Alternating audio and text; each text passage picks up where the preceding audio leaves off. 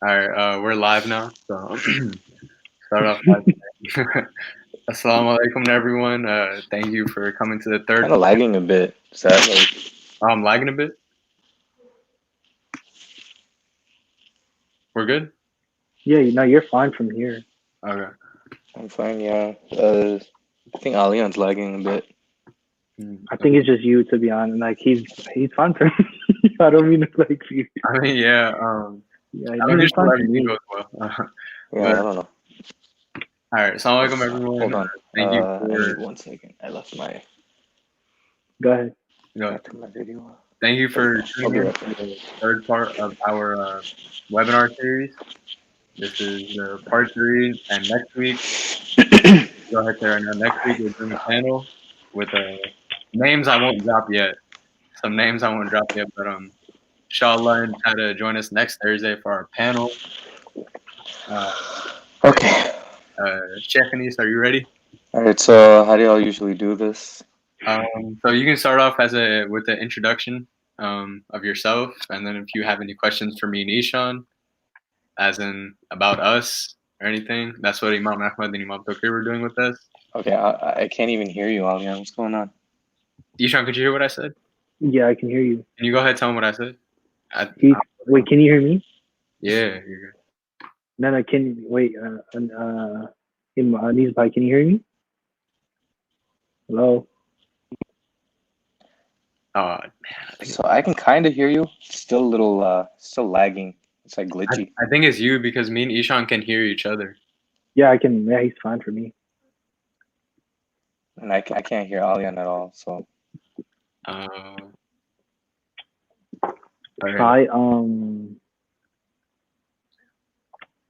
Wait. Okay, never mind. I was gonna say you can unplug. You can try to unplug your headphones. Yeah, I have headphones in. You know what? Should I try from a laptop instead? Are you guys using a computer Yeah, or phone? No, we're using a laptop. I should use a laptop. Yeah, you probably could. All right, I'll be right back then. Sorry about that, y'all. We're having some technical difficulties. Sheikh Anis will be right back. He's gonna go switch to laptop. Just give us, inshallah, like a few seconds.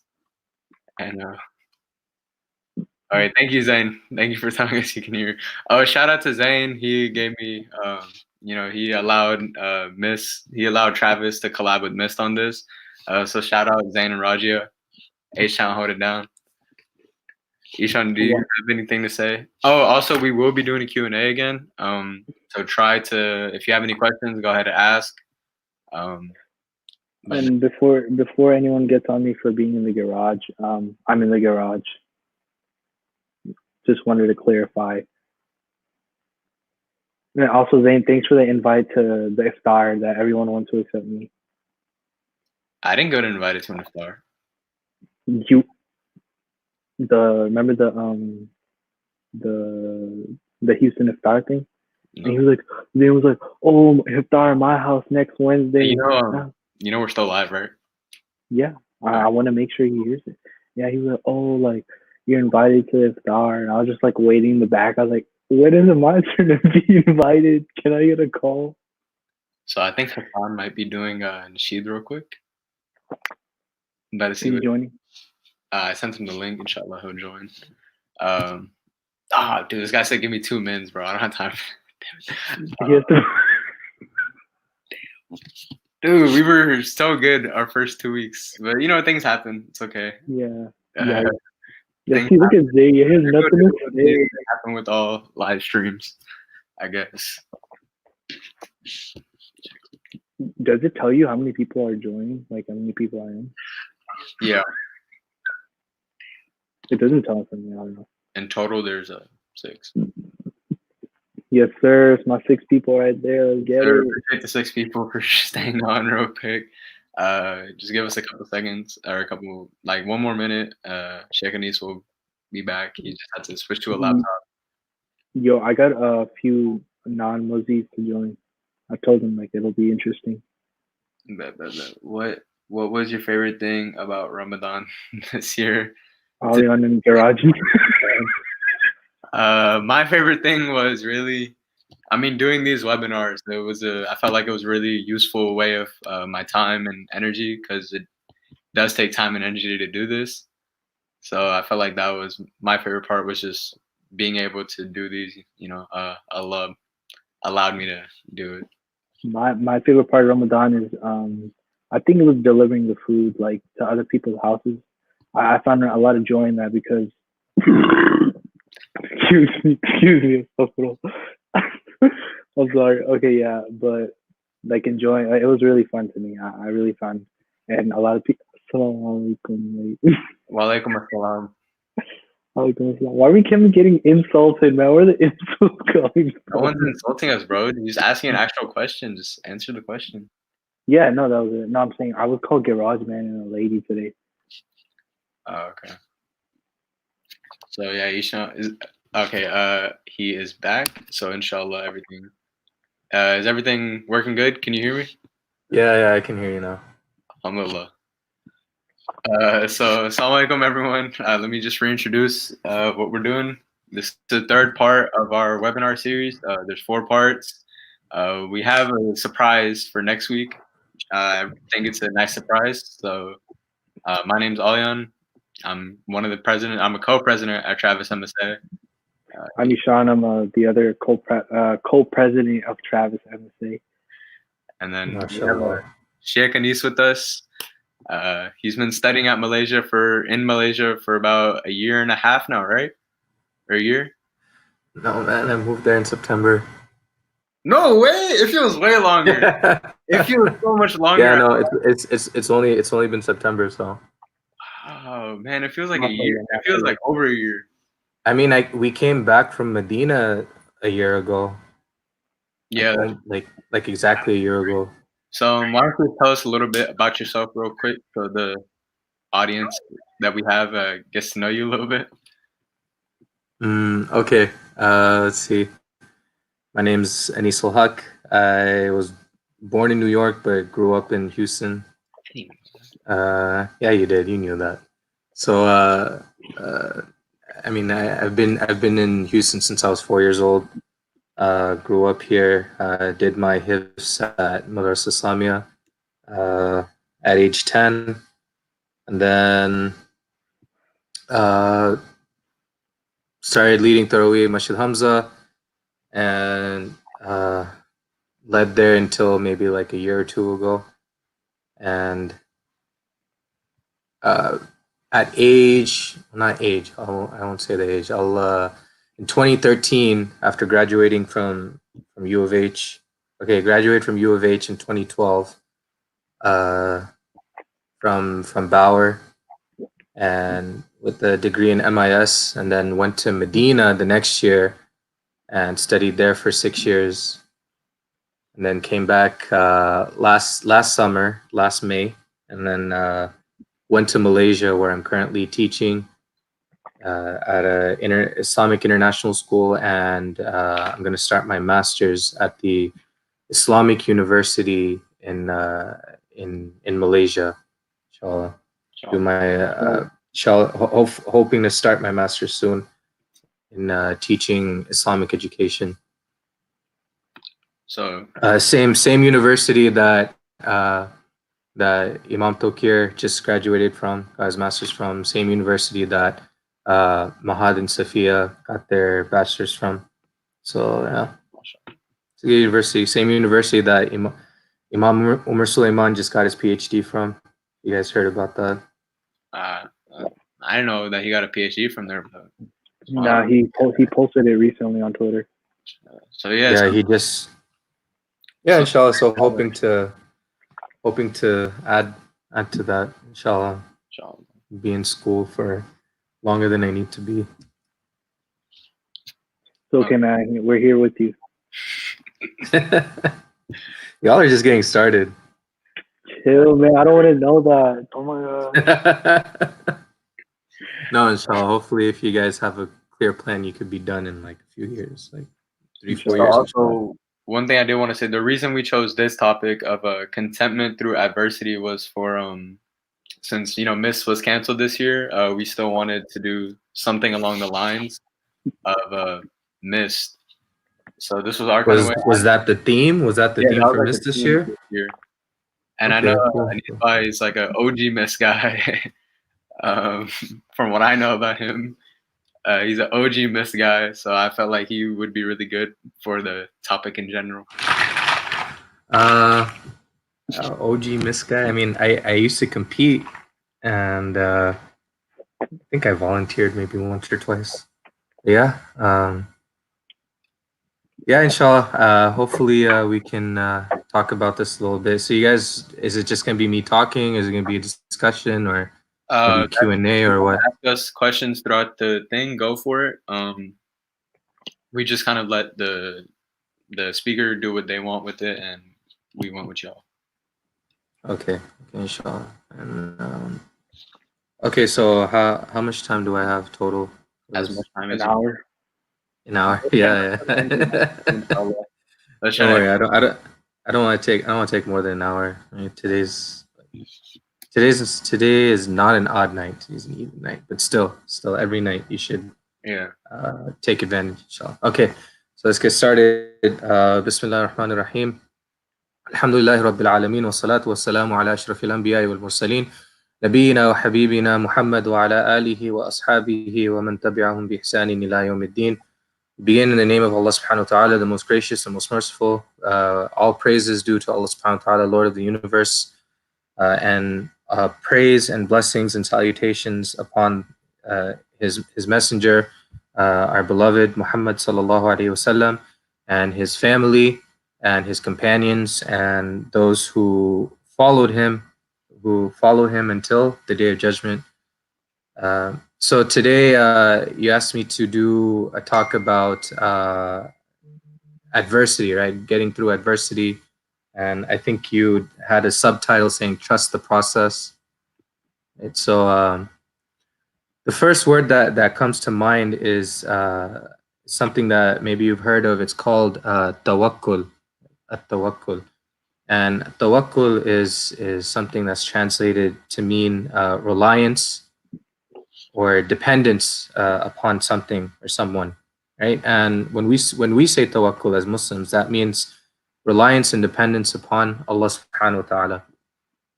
And the word at-tawakkul in Arabic, it means al-i'timad, which means to depend on something or to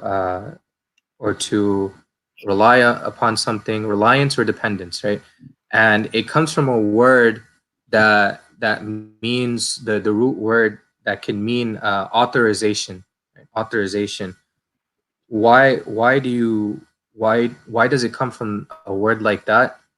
Because when you need something to get done for you, you tend to give authorization to that person to tend to that need for you, right? So we as Muslims, we rely upon Allah subhanahu wa ta'ala for everything. So he is the one who has all authorization over all of our affairs. Everything that we go through in life, everything that we need in life, it's all in the hands of Allah subhanahu wa ta'ala. So we rely upon him. There's a verse in Surah Tawbah, ayah 51, that says, Allah subhanahu wa ta'ala says, قُلْ لَن يُصِيبَنَا إِلَّا مَا كَتَبَ اللَّهُ لَنَا هُوَ مَوْلَانَا وَعَلَى اللَّهِ فَلْيَتَوَكَّلِ الْمُؤْمِنُونَ. So Allah subhanahu wa ta'ala is telling the Prophet to say that nothing will ever befall us, nothing's ever going to happen to us except that Allah subhanahu wa ta'ala has destined it for us. Right? Because Allah subhanahu wa ta'ala, He has everything already written down. Right? Everything that is going to happen in our lives is already written down for us. Right? Quote unquote, it's set in stone, but of course, you can change your destiny with dua. Right? This is what the Prophet ﷺ told us. But everything that's going to happen to us, right, is by the will of Allah subhanahu wa ta'ala. So nothing's gonna happen to you, right? If you look at it on the flip side, nothing will happen to you unless Allah subhanahu wa ta'ala wills it. Right? But at the same time, we have to we have to still do our part. And we can't just sit back, right? You don't want to just go into a crowd of people, especially these days, right? You don't want to like book not book a trip, but even here, just go into a crowd of people, or just walk into a hospital with a bunch of sick people, or whatever emergency ward is dealing with, like infected patients with the virus, and just think that, oh, if Allah doesn't want you to get sick, you're not going to get sick. Yes, that's true, but you still have to be smart about it. And so nothing will ever befall us, meaning the believers, except what Allah has destined for us, right? Or anyone for that fact, not just the believers. Huwa Maulana. Allah subhanahu wa ta'ala is our protector. So we rely upon him and we seek protection from him, right? We say every day in our salah, Iyaka na'budu wa iyaka nasta'een. Only you do we worship, and only you do we seek assistance from, or ask for help. Right? So anytime we need anything, especially protection, right, we can't expect to go out into the world thinking that we can protect ourselves. No, Allah subhanahu wa ta'ala is the one who protects us, and we take measures to protect ourselves as well after we ask Allah subhanahu wa ta'ala to protect us. So huwa maulana, he's our protector. Wa ala Allahi falyatawakkalil mu'minun. So in Allah the believers put their trust. In Allah the believers put their trust. So this shows you how Allah subhanahu wa ta'ala talks about tawakkul, or reliance upon him, in the Quran. There's other verses as well. One in Surah Ankabut, verse 58. وَالَّذِينَ آمَنُوا وَعَمِلُوا الصَّالِحَاتِ لَنُبَوِّئَنَّهُم مِّنَ الْجَنَّةِ غُرَفًا تَجْرِي مِن تَحْتِهَا الْأَنْهَارُ خَالِدِينَ فِيهَا وَنِعْمَ أَجْرُ الْعَامِلِينَ الَّذِينَ صَبَرُوا وَعَلَى رَبِّهِمْ يَتَوَكَّلُونَ. Right? So this is basically talking about the type of reward somebody who has patience and somebody who relies upon Allah. This is the type of reward they have. So Allah subhanahu wa ta'ala says, and those who do good, those who believe,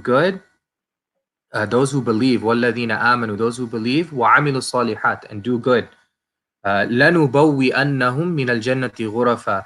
Verily for them, like certainly, like Allah subhanahu wa ta'ala is promising now that if you believe and you do good, Allah subhanahu wa ta'ala is going to give you basically large mansions, right?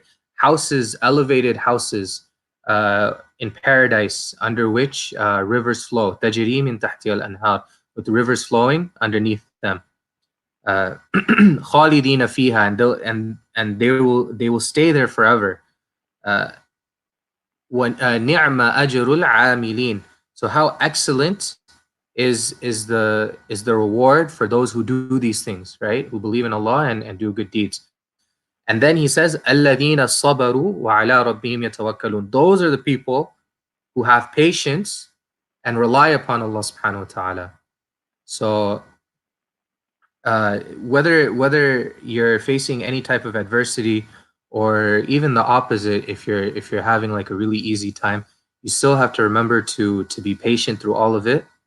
So when you have adversity, you have to remember to be patient and to remember the things that you can that you could be grateful for, and all the good things in your life. And when things are going well for you, then you have to be thankful to Allah subhanahu wa ta'ala, and you have to think about and try your best to remember the punishment of Allah subhanahu wa ta'ala, because you never know if something is going, you have to be a little you really have to think about it, like is everything's going a little too well, right? So you thank Allah subhanahu wa ta'ala for everything going good in your life, right? Allah subhanahu wa ta'ala says that if you're thankful to him, then he increases you, right? He increases everything for you if you're thankful to him, right? And if you're not thankful to him, and if you basically turn away from Allah subhanahu wa ta'ala, then what's going to await you is a severe punishment. So when times are good, you have to remember to be thankful, and you have to be fearful. Remember to be fearful of Allah's punishment, because a lot of times we take so many things for granted. we it usually takes something really serious to happen for us to remember all of the blessings of Allah subhanahu wa ta'ala. Like if you look, like this pandemic has shown people a lot of the simple things in life that we could have taken for granted, like being able to just go outside and meet up with other people, not having to stand 6 feet apart, not having to have a mask on wherever you go, not having to wash your hands and put on hand sanitizer 100 times a day until like your skin starts peeling off, right? So a lot of these things, like it happens, like it happened to me. I was doing it so much in especially in Malaysia, because I had to leave the house a lot to like get groceries and stuff. I had to I did so much that my hands were just getting like they were just like cracking and peeling and stuff. And we take those things for granted. And subhanallah, I've mentioned this before. There was in another talk, there was a man, and I heard this story from Sheikh Muhammad al Sharif. You know who he is. He mentioned, and I had heard it somewhere else before, but he reminded me of the story when I saw him say it in a video. He said that there was a man in Italy who had recovered from the virus. He was an old man, right? He was maybe like in his 80s or 90s, and of course it's he basically like he made it out alive, because people around his age are not, their survival rate or their mortality rate through this virus is not, it's not very good, right? So he made it out alive, and they gave him a bill of 500 euros a day, because he was on a ventilator, and that ventilator cost him 500 euros a day, right? So because of this, he started crying. And then they asked him, they're like, "Oh, you know what? It's okay. It's okay. Like we'll work with you. You can try and pay it off however you can." He said, "No." He told the hospital, "That's not why I'm crying."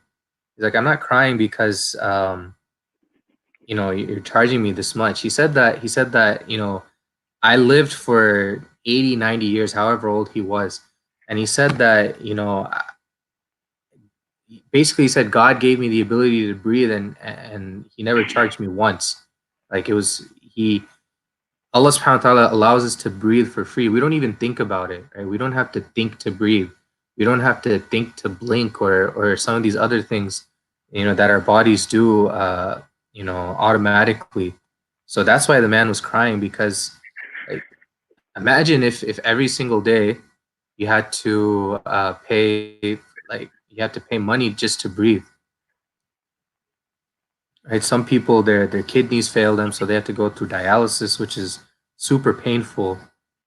If you ever speak to anybody that's been through dialysis, and so people maybe even take their kidneys for granted, right? You don't think about these things on a normal basis, right? So this is what Allah subhanahu wa ta'ala tells us, and he is al-wakil. That's one of his names, right? One of the names of Allah subhanahu wa ta'ala is al-wakil, who is the trustee or the disposer of affairs, right? He's the one that we trust, we place our trust in, and the one who we rely upon to take care of everything in our lives. And the example that's usually given is that we usually have like a lawyer to take care of a lot of stuff for us. It's a lot of legal stuff for us, right? You name it, you can hire a lawyer to do almost anything for you, right? And we do it because they have experience. They know what to do. They know how that certain field works, whatever you hire them for.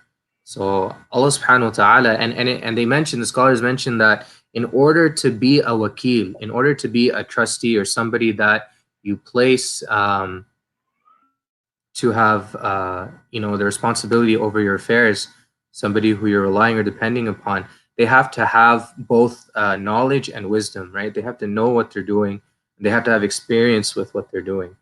You don't want to just trust a random person to take care of your affairs, right? Like I'm not gonna like I'm not gonna ask Alian to like write up my will. Hey, he might like try to take all my stuff, write himself into my will or something, you know. So like, you want to go to somebody that has all the experience, right? You don't.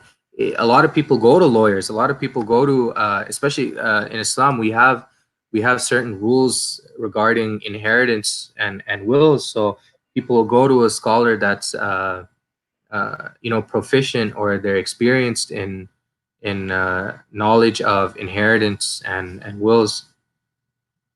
So Allah subhanahu wa ta'ala, He is the all knowing and the all wise, right? He is Al Alim and Al Hakim. So because He has these two attributes, He is the only one that is worthy of being Al Wakil, right? The one that every single creation has reliance upon. Right? It's not just humans, all animals, every single part of creation relies upon Allah subhanahu wa ta'ala, right? And the believer, the Muslim, is told to be like the bird. What does the bird do? They leave their nest during the day.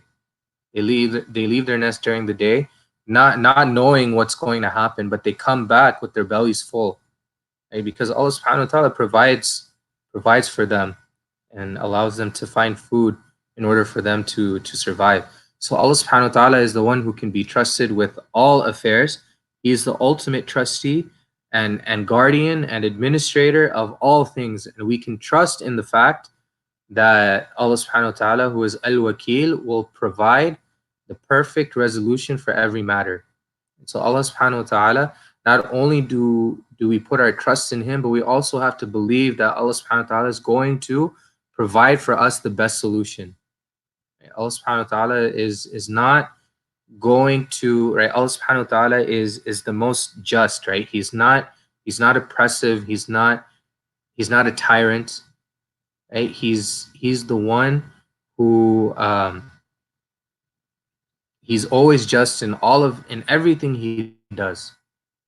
Right? You can't can you imagine worshiping a God that's oppressive, or doesn't have a foundation of justice, right? So Allah subhanahu wa ta'ala is just, and Islam is based on the foundation of justice. So we have to believe and have that conviction that Allah subhanahu wa ta'ala, we place our trust in Him, we rely upon Him, and that He will have the best solution for us, even if we don't see it at first. And we might not always see the wisdom behind everything that happens to us, but we have to believe that Allah subhanahu wa ta'ala is not just doing something to us or for us just out of, you know, for no reason. Right? Like Allah subhanahu wa ta'ala, it doesn't please Him to just watch creation suffer or anything like that, right? What pleases Allah subhanahu wa ta'ala is that we worship Him and we turn to Him and we make dua to Him, and we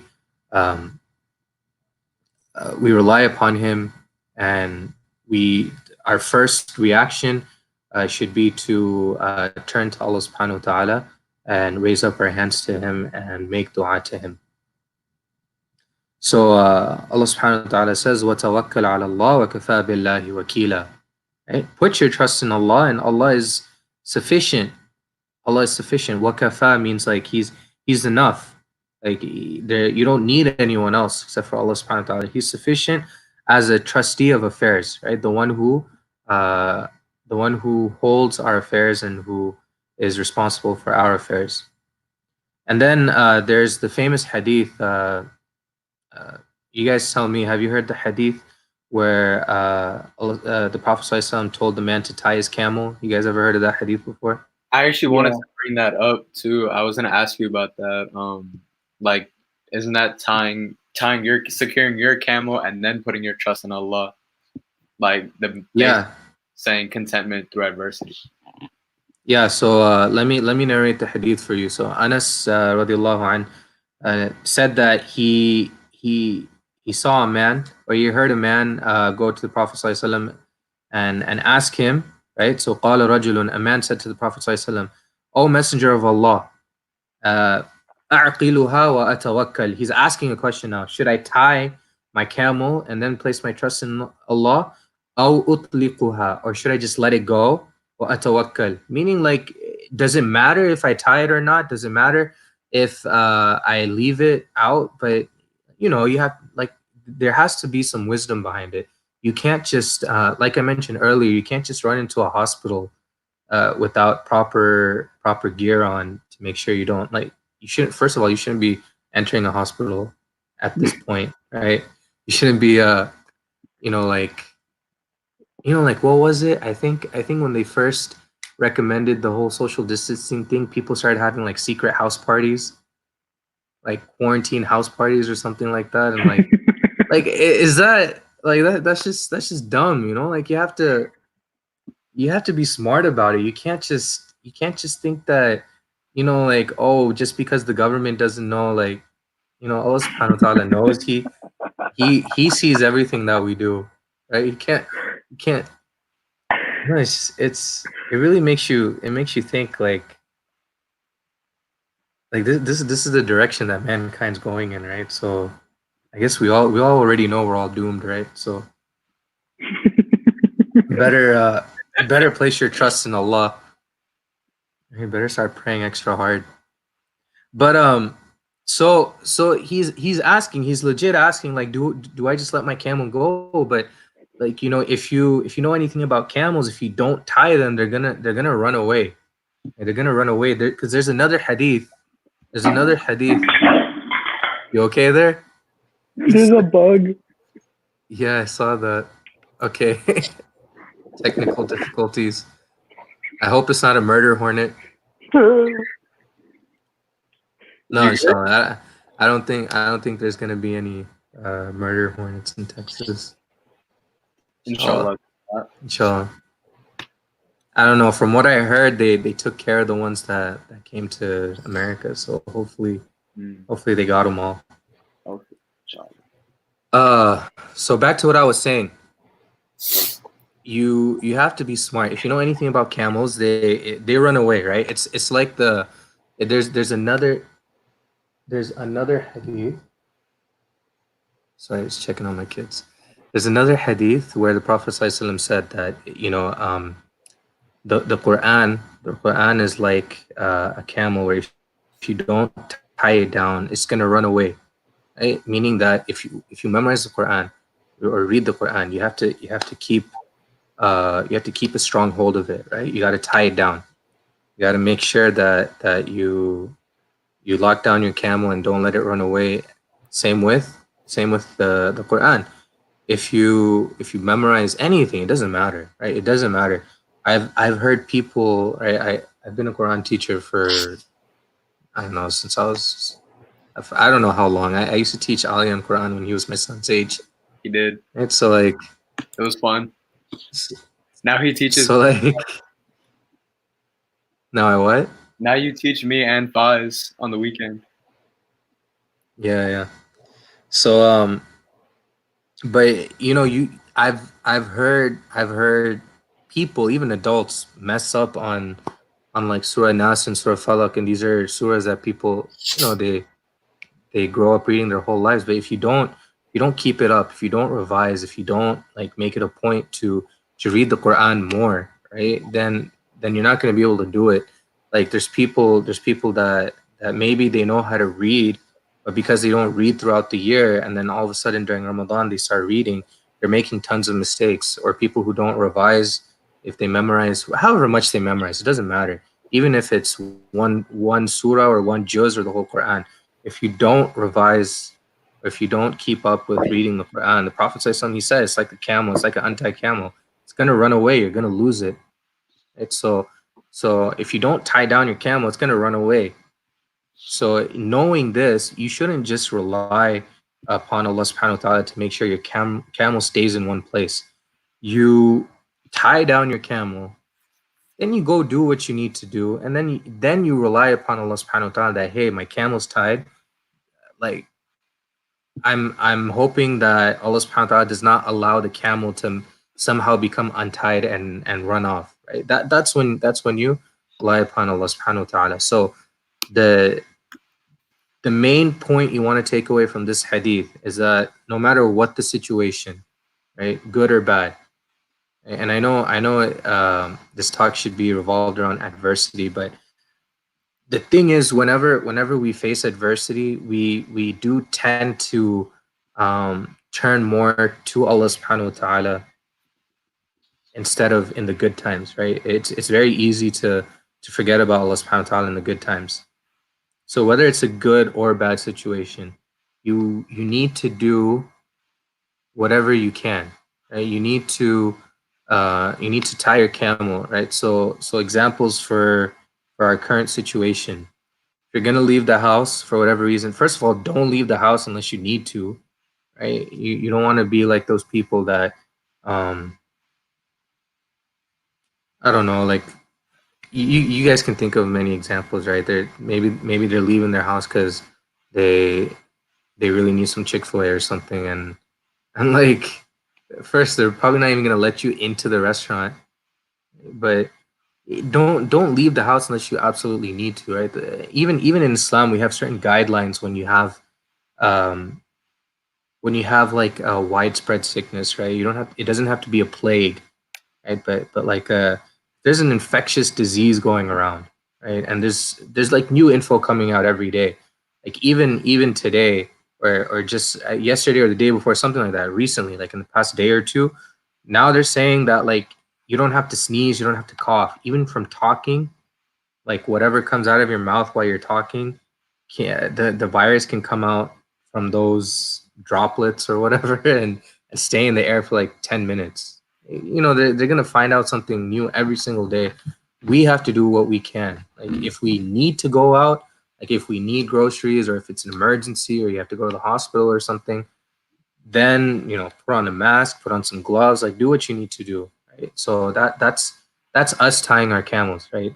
Take your hand sanitizer with you, right? But at the same time, don't go overboard, right? Like when they first talked about having like a lockdown or a quarantine or something, you saw how many people went crazy and started buying toilet paper everywhere. And that only happened in like the US and the UK and Australia and stuff like that. You didn't see that happening in a lot of other countries, right? Like my friends that were still in Medina, like they probably could have like built a house with all the toilet paper that was still at the rest um, at the grocery stores, right? Even when we were in Malaysia, nobody's like dying for toilet paper. It's kind of weird, people tend to overreact. That's because they don't have any reliance on anyone else but themselves. So you have to find that balance. You have to, uh, physically do everything that you can, but not go overboard. And then you have to spiritually do everything you can, but not go overboard, right? So like the physical aspect, like I mentioned, can be where like those people who bought out all the toilet paper and hand sanitizers and whatnot, and then that's going overboard from a physical aspect, right?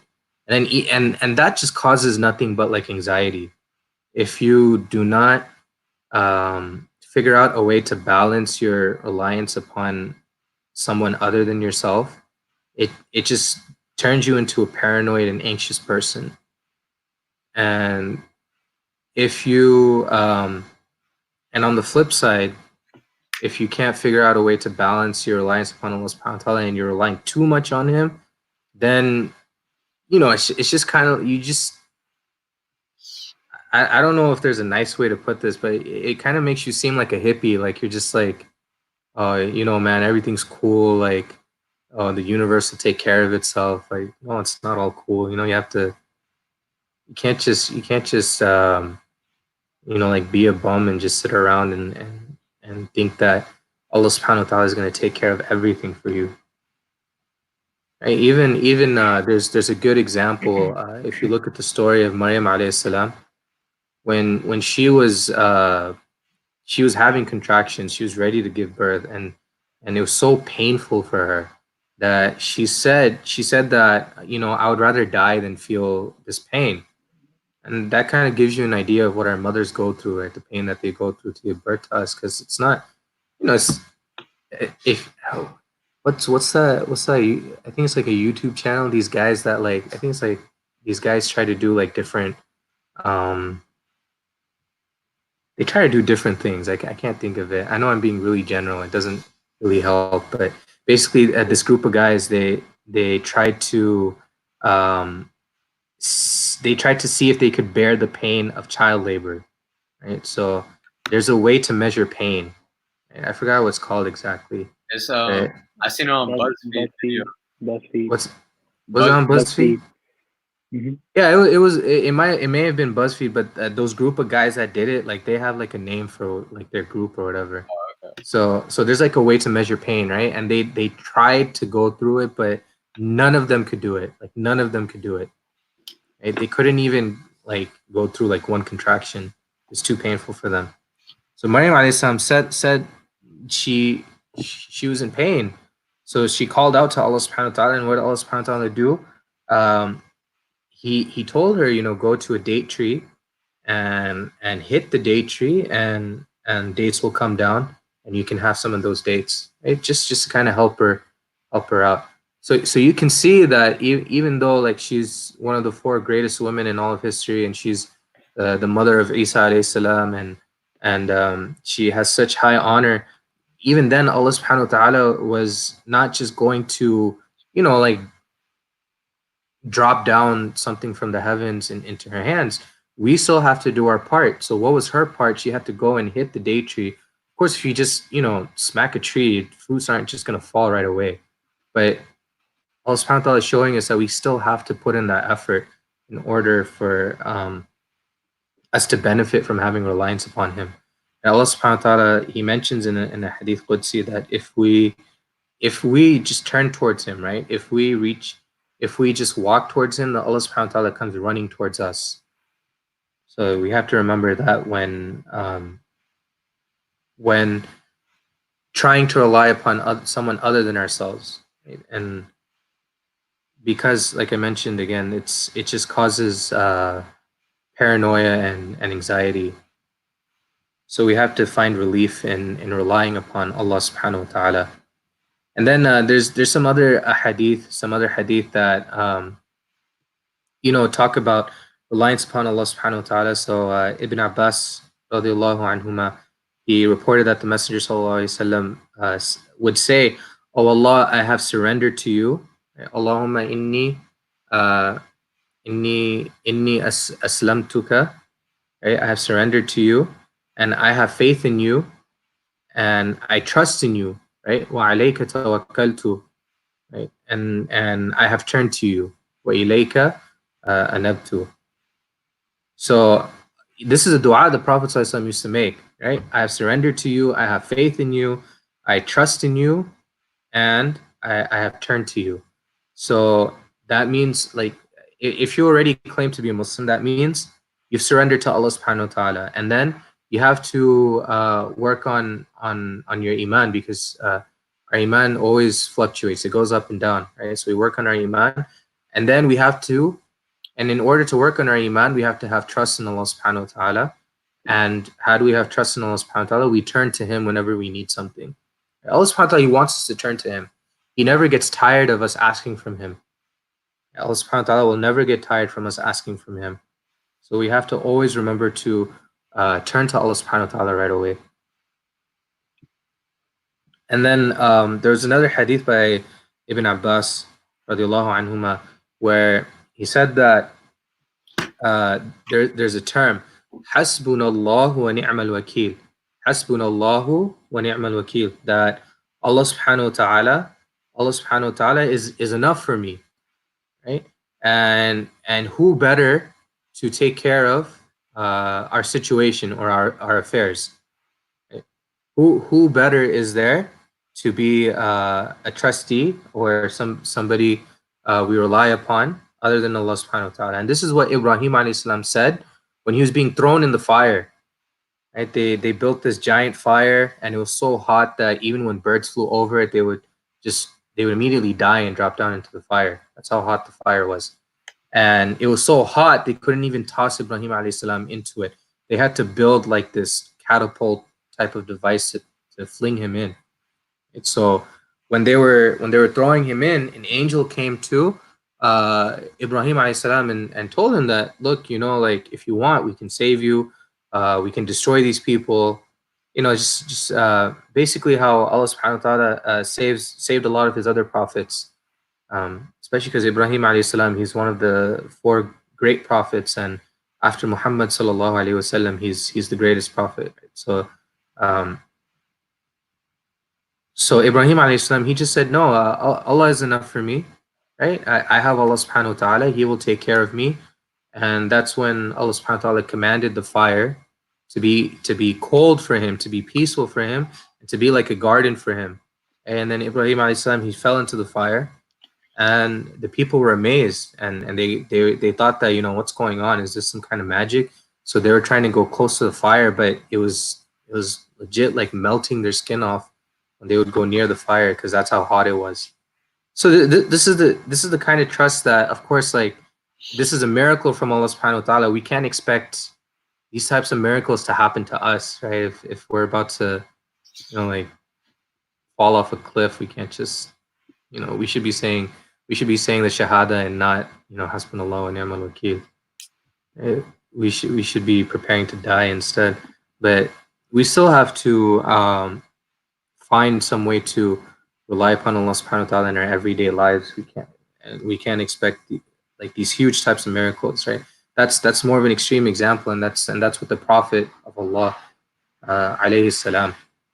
But the same statement, Allah subhanahu wa ta'ala commanded the Prophet sallallahu alaihi wasallam to say in Surah Al Imran, where it says, "Alladhina qala lahumun nas, inna an-nasa qad jama'u lakum fakhshawhum fazadahum imana, wa qalu hasbunallahu wa ni'mal wakeel."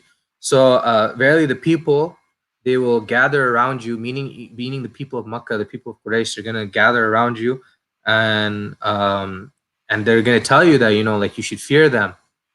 But instead, fazadahum imana. Instead, their iman's going to go up. Right? They're going to have even more faith in Allah subhanahu wa ta'ala, and hold even more firmly and strongly to the truth. And they'll say, Hasbunallahu wa ni'mal wakeel. Right? Allah subhanahu wa ta'ala is enough for us, and who better to have to dispose of our affairs. And then I want to start concluding with this. There's a very, very beautiful ayah, ayah number 3 in Surah Talaq. Surah Talaq is in the 28th juz. Allah subhanahu wa ta'ala says, وَيَرْزُقُهُ مِنْ حَيْثُ لَا يَحْتَسِبُ وَمَنْ يَتَوَكَّلْ عَلَى اللَّهِ فَهُوَ حَسْبُهُ إِنَّ اللَّهَ بَالِغُ أَمْرِهِ قَدْ جَعَلَ اللَّهُ لِكُلِّ شَيْءٍ قَدَرًا.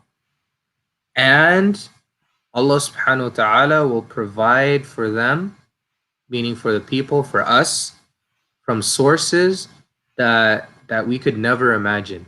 Right? Min haythu la yahtasib, meaning like you'd never imagine getting something from that thing or that person or that place. You would never think of it in a million years. وَمَن يَتَوَكَّلْ عَلَى اللَّهِ فَهُوَ حَسْبُهُ. Again, I mentioned tawakkul, right? وَمَن يَتَوَكَّلْ عَلَى اللَّهِ فَهُوَ حَسْبُهُ. And whoever puts their trust in Allah subhanahu wa ta'ala, فَهُوَ حَسْبُهُ, He is enough for them. He alone is sufficient for them. إِنَّ اللَّهَ بَالِغُ أَمْرِهِ. Certainly Allah subhanahu wa ta'ala achieves His will.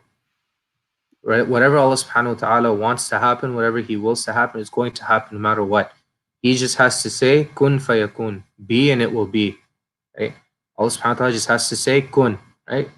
Simple 2-letter word, kun, and it's going to happen. And قَدْ جَعَلَ اللَّهُ لِكُلِّ شَيْءٍ قَدَرًا. Allah subhanahu wa ta'ala has already set everything in place, right? Set a destiny for everything. And I did mention that, for anyone that wants to, change their destiny, the best way to do that is with dua. But imagine that Allah subhanahu wa ta'ala is saying that we don't know where we might get our sustenance, or Allah subhanahu wa ta'ala might provide for us from, or where Allah subhanahu wa ta'ala is going to bless us from, where blessings are going to come from. And we don't know. And we have to keep that in mind. And that helps us place more trust in Allah subhanahu wa ta'ala, that, even through everything that's going on, especially right now, right? Like, some people are upset that, hey, we didn't get to do this because of the virus, and we didn't get to do that. Like, people didn't get to go for Umrah, they might cancel Hajj. Like, you guys didn't get to have your graduation or anything like that. It's on June 5th. Huh? It's on June 5th. It's on June 5th. Yeah, inshallah. No one's gonna go to that. Social distance graduation. Yeah, they said they're implementing a bunch of rules. I'm gonna get a haircut before too. So it's okay. Yeah, so instead of throwing your caps up, you can throw your masks up in the air or something. Like, how's that gonna work? I have no idea, but we'll see what happens. Okay, but a lot of people, they a lot of things that they wanted to do, they couldn't do, and you have to look at the silver lining in these situations, and you might not be able to see it right away, but maybe somewhere down the line you'll be able to see that maybe there was some good in that, maybe some good came out from that, and that's thinking good of Allah subhanahu wa ta'ala, because Allah subhanahu wa ta'ala also mentions that I am how my worshiper or my slave thinks of me, right? So we have to think good of Allah subhanahu wa ta'ala.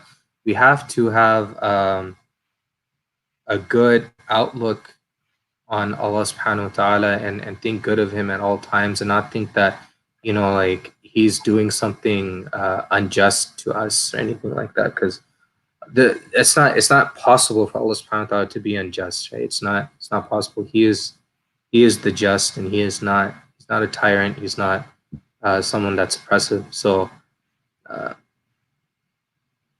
I can conclude there, inshallah. قولوا قولي هذا واستغفر الله لي ولكم ولسائر المسلمين فاستغفروه إنه هو الغفور الرحيم. سبحانك اللهم وبحمدك وأشهد أن لا إله إلا أنت نستغفرك ونتوب إليه. اللهم صل وسلم وبارك على نبينا محمد وعلى آله وأصحابه أجمعين. I hope that you guys were all able to benefit. If you guys have any questions, feel free to ask. And I ask Allah subhanahu wa ta'ala forgive us and have mercy upon us, and accept our fasts and our prayers and our qiyam and our charity and all of our good deeds and good actions, and to cure those who are sick, and have mercy upon those who have passed away, and forgive and have mercy upon us and our parents and all the Muslims and the believers, and to keep us steadfast in the religion, and to allow us to rely upon Allah subhanahu wa ta'ala through any and all situations. And Allah subhanahu wa ta'ala is the one who loves to pardon. So Allah subhanahu wa ta'ala, please pardon us. And anything that I said is that was beneficial is from Allah subhanahu wa ta'ala. So, okay, all right, Ishan. You have a question? I was actually gonna ask, like, what adversities have you personally gone through? Like, like a basic one, because you haven't really said anything personal about yourself. I just wanted to know. What adversity have I gone through? Let's see. I don't know. I'm not sure. Oh, no, yeah. Alhamdulillah, I feel well, okay, I have gone through adversity, but I feel like, it's like when you also have to think about, even through adversity, there's still so many things you can be thankful for. So I feel like no matter what happens to me in my life, I can still, somebody has it worse. So I never, I really I have to think about it, even though something just maybe even like 2 weeks ago, right? Something may have happened. I just don't remember, because it's just kind of like, it happens, and people are worse off. So like, this whole year's been nothing but adversity, I guess. Like, when I got to Malaysia, I was supposed to start school right away. I was supposed to start on my master's, but in order for me to work, I had to have a work permit. So I had to go to the school and cancel my visa so that I could get a work permit, and in order to do that, I had to leave the country. So from Malaysia, I went to Singapore for 3 days. But in order to do all of that, it was a huge headache. Oh, that's And why then you. that's why I went to Singapore. Yeah, I didn't know why. Okay. and You're then gonna work for? and then and then once I thought I got approved for my visa, right, me and my family, we all got approved.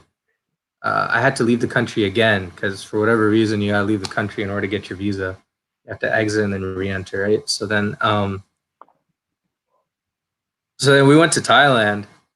I thought it was just gonna be 5 days, and we ended up staying there for 2 weeks because they're like, oh, they can't issue your visa, something's wrong, and it turns out something with the university, something happened, and I don't know, so I had to come back and deal with all of that.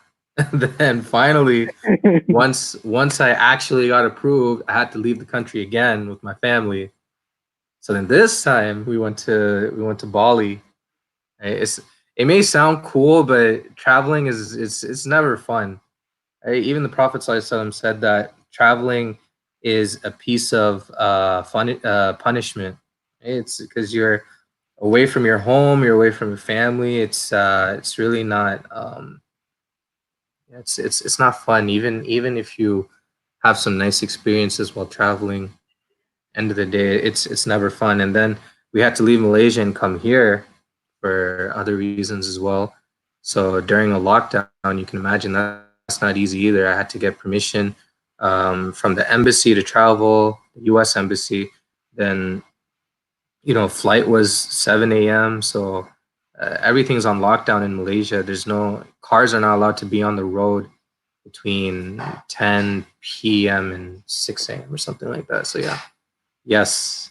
I just wanted to let you know that I got a headache after you told me about the work permit. I think I would have lost it there. I would have. Yeah, so it's like I did it really well.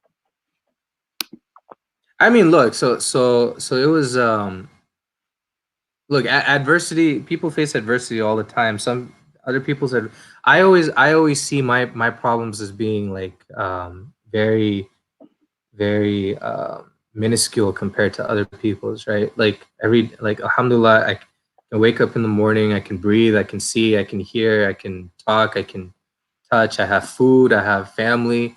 It's like no matter what the adversity is, even if we're on lockdown in a pandemic, like it's end of the day, like you still have a million. You can't even count all your blessings. Can't even count on your blessings, right? Yeah, are you asking about touch? Like, yeah, you can't. Some people can't feel. Some people can't feel because maybe their neuron endings were burned off or something. Like, they can't. So someone also asked a question on. Haven't you guys seen that movie? What's it called? The one with the guy who can't feel pain, so he goes around being a superhero. What's it called? Hancock. Huh? Hancock. No. Oh. He's a kid. He's a kid. Oh, I can't remember. Whatever. It's one of those like I don't know anybody. We also had a question on any beard tips because, mashallah, you do have a nice beard. So look, I haven't been to a barber since February, so that's why. Yeah, I really need a.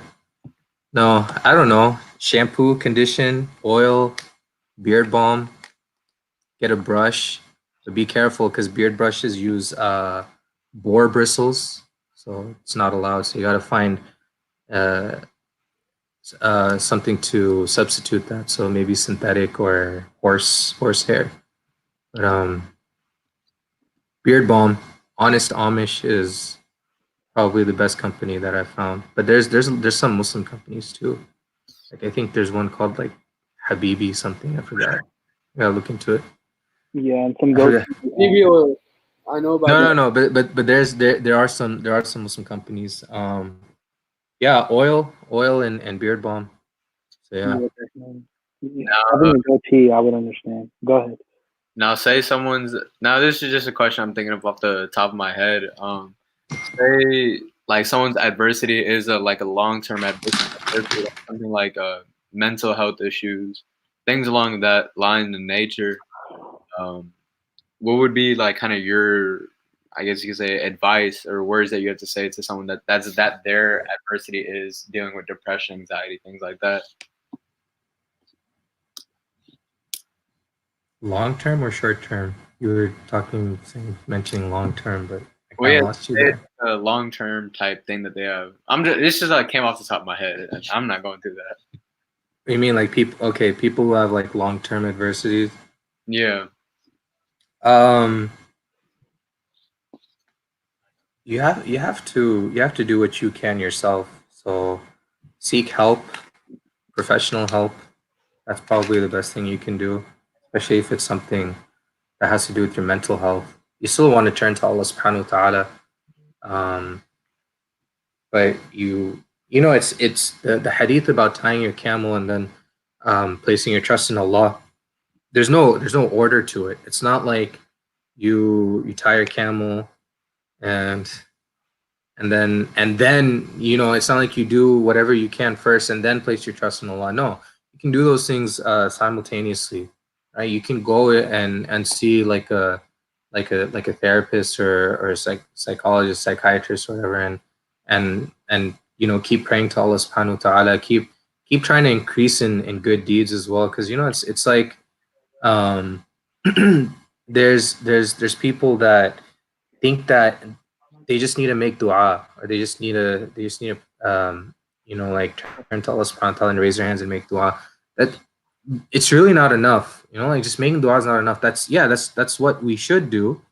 That's what we should do, but it's not the only thing we can do.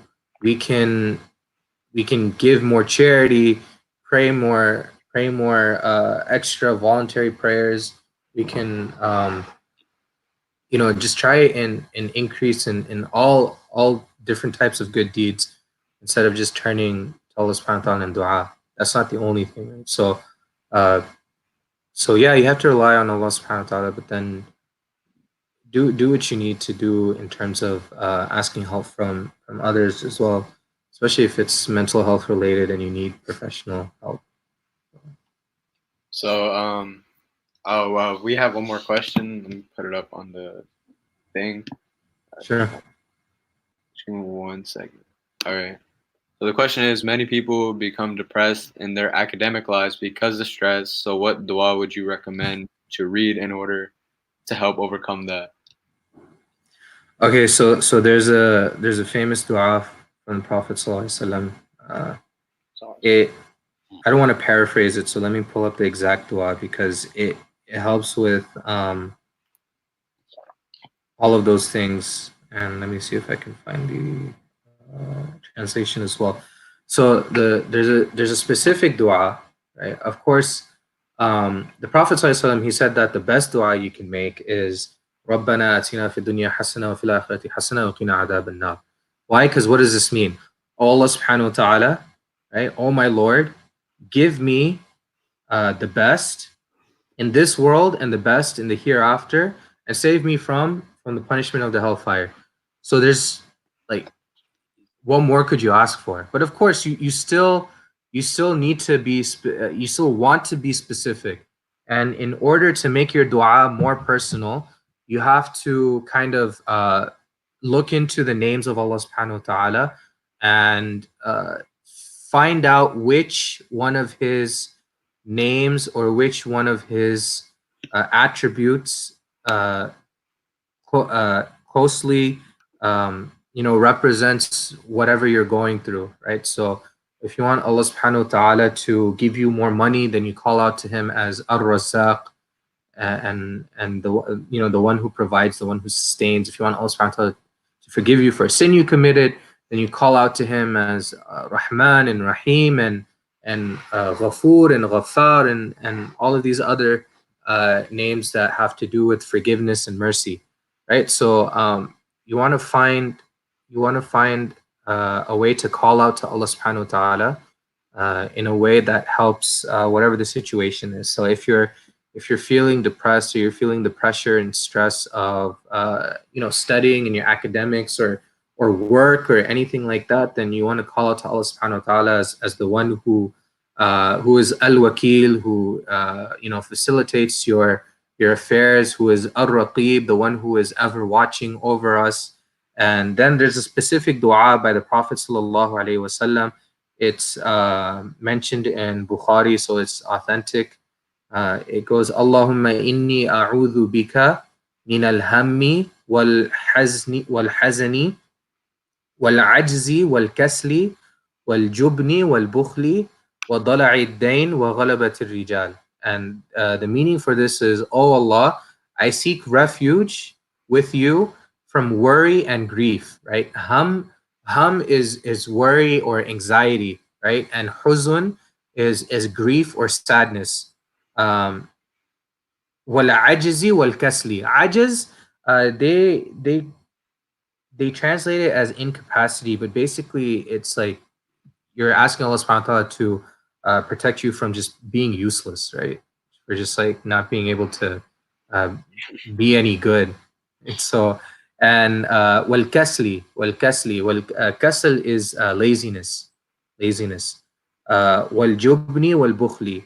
Jubun is cowardice, right? Like just being a coward. And bukhul is stinginess or miserliness, like you're greedy or you're stingy. And وَضَلَعِ الدَّيْنِ, and to be overcome by debt. وَغَلَبَةِ الرِّجَالِ, and to be overcome by any other person or any other man. So, did you just block someone? Yeah, they were saying some things. Yeah, I saw. But yeah, this dua, you can you can look it up. Just maybe you can just type in, "Oh Allah, I seek refuge with you or in you from worry and grief." Like if you just type that up, you can get the rest of the dua as well, and just memorize this dua. And anytime you feel like you feel overwhelmed or anything like that, you can just make this dua, inshallah. And of course, we have to also keep up with doing dhikr often, because Allah subhanahu wa ta'ala says, Ala bi dhikrillahi tatma'innul qulub. Does remembrance of Allah subhanahu wa ta'ala, does it not ease the heart, or bring peace or serenity to the heart, or contentment to the heart? And this is a rhetorical question Allah subhanahu wa ta'ala is asking. Of course it does. Right? If you feel a sense of peace, when you do dhikr often, and Allah subhanahu wa ta'ala is telling us this, right? And so there's you can look up dhikr for the morning, dhikr for the evening, everything you're supposed to read, your dhikr after every prayer, dhikr before going to sleep, all of these things, it's all there. Like you can look up the book Fortress of the Muslim, it'll be there, or you can even download the app. I think the people have made apps about the book, so you can look it up. It's just a book of du'as and different ways to do dhikr. So yeah, well, Allah knows best. So best way to do dhikr is one, reading Quran. It's one of the best ways to do dhikr, because it's the words of Allah subhanahu wa ta'ala, and our own words are lacking and limited, and Allah subhanahu wa ta'ala, He has the best words. Right? So he reading the Quran is the best way to do dhikr. But of course, we have other ways from the Sunnah as well, like the normal, saying Subhanallah, Alhamdulillah, Allahu Akbar, reading Subhanallah, Bihamdi, Subhanallah al-Azim, reading La ilaha illallah wahdahu la sharika lahu, lahul mulku wa lahul hamdu wa huwa ala kulli shayin qadir. All of these things are mentioned in the Sunnah and are some of the best ways of doing dhikr as well. So number one, Quran, and number two, whatever's mentioned in the Sunnah. Right? Ayatul Kursi, the Quls, all of these. So we'll do one last question, and it's how should we make the most out of these last few nights of Ramadan? Like, just what are some tips? All right, so imagine you've been running a marathon, and you're almost at the finish line. Right? Whenever you run a marathon, you have to pace yourself the first 2-3 legs of the race, and then once you hit that last leg, what do you do? Right? Tell me, guys, what do you do? That last leg of the race, what are you supposed to do? I mean, I feel like you should be going the hardest at that time. Yeah, exactly. You sprint, right? You don't. Yeah. You never use your fastest down. person in a marathon to start off, right? The person you want running the marathon is the one that can pace himself the best, and then the fastest person you want at the end, so that they can just sprint to the finish line. So right now we're reaching the finish line, so you want to sprint, right? Uh, at the same time, be smart about it. Don't tire yourself out just in one night, right? Split it up over these last is it the 24th night now, right? So these last 6, 7 nights that we have. Yeah. Am I making that up? Right? It's the 24th night now, right? Because I Uh, know last night was the 23rd night. yeah, I Today, think right, yeah. Because they're saying next Friday, next Saturday might be Eid. yeah, next Saturday might be Eid. Yeah. So we only have a week left, right? So you wanna pace yourself this last week, right? But pace yourself in a way to where you're doing your maximum for that night, right? Maximum for that night. Right? Don't do like seven nights worth of worship in one night. No, you want to do your maximum amount for that night. The best things we can do is increase, like I mentioned, increase in dhikr, increase in reading Quran, especially reading Quran, right? Because Ramadan is the month of Quran. Um, the whole, pretty much the whole reason we fast during the month of Ramadan is because the Quran was revealed during this month, and it was revealed in the last 10 nights, and it was revealed on Laylatul Qadr. So, read more Quran, and these are things you want to do at night. Extra prayers at night, right? If you want to make sure you're praying every night of the last 10 nights, because praying on the night of Laylatul Qadr is better than 1,000 months, right? Which is like around 83 years, right? So you want to make sure you're praying, reading Quran, you're doing dhikr, you're already fasting during the day, right? Giving in charity, right? So if you have a set amount that you want to give, maybe you can break it up into however many nights are left, and then just give that amount every night. And I think there's some websites out there like My Last 10 Nights or something like that. I don't remember the website, but you can pick who you want to give it to, and they can automate it for you, or like they have different charities you can give to, and they automate it for you so that you even if you forget, it's already being done automatically, right? Or and of course, dua, make a dua list and just read those duas every single day. Make dua for yourself, for mercy and forgiveness, for the Muslims around the world, for your parents, for Allah subhanahu to get closer to Allah subhanahu wa ta'ala. I mentioned the best dua we can make is رَبَّنَا آتِنَا فِي الدُّنْيَا حَسَنَةً وَفِي الْآخِرَةِ حَسَنَةً وَقِنَا عَذَابَ النَّارِ. The Prophet ﷺ told Aisha radiallahu anha that if you reach the night of Laylatul Qadr, which is any of the last 10 nights, you should be reading it every night in the last 10 nights. You say, Allahumma innaka afuun kareem, Allahumma innaka afuun tuhibbul afwa fa'fu anna. Oh Allah, you are the one who pardons and you love to pardon, so pardon me, right? Tuhibbul afwa fa'fu anni. Or if you want to make the dua for everyone, you say fa'fu anna, right? For us, pardon us. So this is a dua that you should be making last 10 nights as well. During the day, because you're fasting, you don't want to tire yourself out. So get enough rest during the day. If you want to do something beneficial during the day, then instead of reading Quran, if you want to save that for the nighttime, listen to Quran, or listen to like a podcast, or a lecture series or something that won't tire you out too much. Make sure you get in a nap so that you have enough energy at night. Get your coffee or your chai or whatever, whatever helps you get your caffeine fix, get that ready. Look at you. Right? So yeah, so you just have to you have to go hard, but you gotta be strong, you gotta be smart too, right? So better, faster, better, smarter, faster, stronger. I don't know, is that how it goes, but you, huh? Nothing. I mean, honestly, even I wanted to say something on that was I remember my first year in Itikaf. The first 2 nights, you know, I kind of finished the whole Quran in those 10 nights. I'm like, yo, if I can do that, boom. But then after like the second night, I just burnt myself out completely because it's like I've never read that much at once. Towards like for the rest, I'd only finished about a quarter of the Quran by the end of the 10 nights.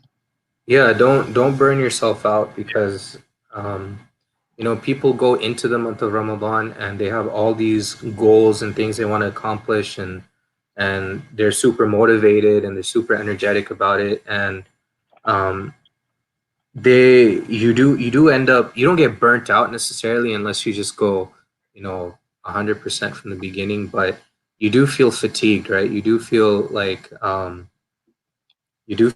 you're gonna start like plateauing, or you're gonna start like to feel a little bit lazy because it's hard to maintain 100% all the time. Like it's not humanly possible. You have to find a way to recharge. So you have to basically do that in like a smaller time period. Like every night, you got to find a way to go 100% for just that night, and then find a way to recharge the rest of the day. Facts. So I think we can end it off there as that was being the last question. All right.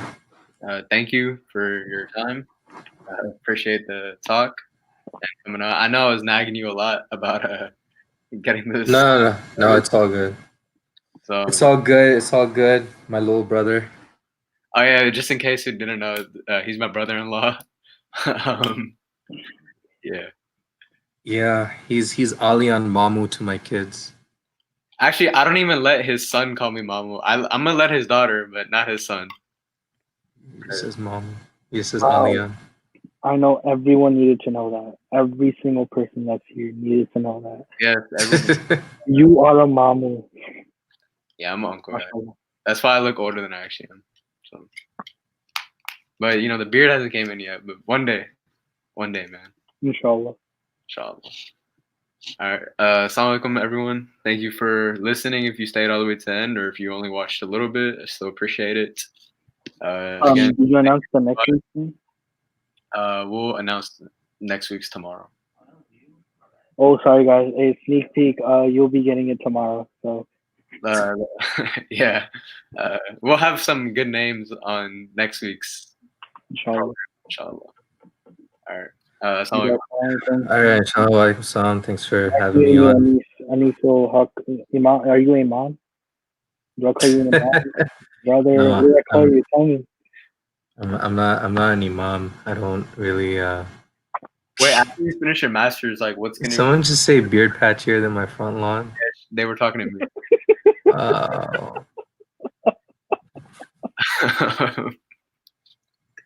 Wait, so after you finish your master's, what's gonna be like your title, I guess? Yeah. Nothing. I'm gonna have a master's. That's gonna be my title. I mean, like, you know how so it's just gonna be Sheikh. Look, I'm gonna tell you guys something. Titles are given by people. They're not something that you obtain. Not something that you. If somebody's going around saying that, oh, call me this, then most chances are they don't really deserve that title. It's usually the people that go around and give titles to other people. Sure. You don't. I did say some knowledge would be dropped tonight, and I think that was the best piece of knowledge that I felt. Oh, thanks. I mean, no, you did say a lot of good things, but to me, that was just like you dropped. That would be perfectly attained to last year's theme. Humbling ourselves. All right. Well, let's end it right here. We're already like an hour, 20 minutes in, so assalamu alaikum. We're good. Assalamu alaikum. Nice meeting you. Yes, inshallah. Take care, guys. Assalamu alaikum.